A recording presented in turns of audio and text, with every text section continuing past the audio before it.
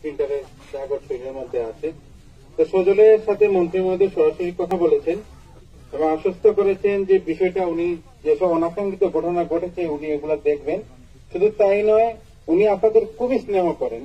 স্নেহ না করলে আমাকে এইভাবে বলতেন না যে তুমি চাকরি যান। উনি খুবই স্নেহ করেন, কারণ হচ্ছে গিয়ে আপনারাই হচ্ছেন গিয়ে দেশের ভবিষ্যৎ। একসময় আমরাও আপনাদের মতো স্টুডেন্ট ছিলাম, উনি এর আগে স্টুডেন্ট ছিলেন।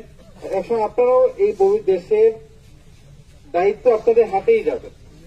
এই যে যাদের হাতে ভবিষ্যতের দায়িত্ব যাবে, এদের উপরে এরকম অনাকাঙ্ক্ষিত ঘটনা কারো কাম্য নয়।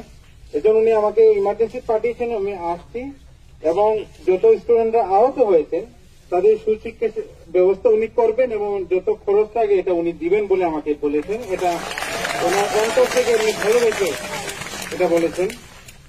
এর পাশাপাশি উনি আমাকে বলছেন তুমি ইউনিভার্সিটিতে যাও, এখানে যারা সিনিয়র যারা আছে এদের সাথে আমার সরাসরি কথা বলে দাও, আমি সচক্ষে ওদের মুখ থেকে শুনতে চাই ওদের কি কি সমস্যা। মন্ত্রী মহোদয় এতে আন্তরিক, আমি এসেছি ইউনিভার্সিটিতে, আসার পর আপনাদের সিনিয়র যারা ছিলেন এদের সাথে আমি কথা বলেছি। তারপর মন্ত্রী মহোদয় দীর্ঘক্ষণ ওনাদের সাথে কথা বলেছেন, প্রায় আধা ঘন্টার মতো, এবং সব বিষয় উনি শুনেছেন, দেখেছেন এবং উনি বলেছেন যে উনি প্রয়োজনীয় ব্যবস্থা নেবেন।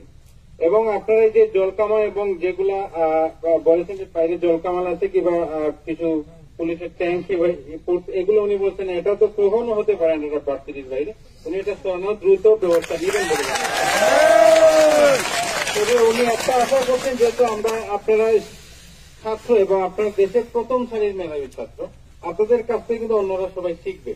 সেই জন্য এই প্রতিবাদ যদি শান্তিপূর্ণভাবে হয়, যাতে আমরা বলতে পারি যে না আমাদের যে শাহজাহান ইউনিভার্সিটিতে একটা দীর্ঘ একটা সুনামের একটা ইতিহাস আছে, এটা কিন্তু আপনারা অবশ্যই রাখবেন, এটা বিশ্বাস করি। এবং আপনাদের যে সিনিয়র যারা আছেন এটা মন্ত্রী মহোদয় আশ্বস্ত করেছেন যে হ্যাঁ আমরা কোনো সংঘাতে যাব না, আমরা স্বাভাবিকভাবে আমাদের কার্যক্রম পরিচালনা করব।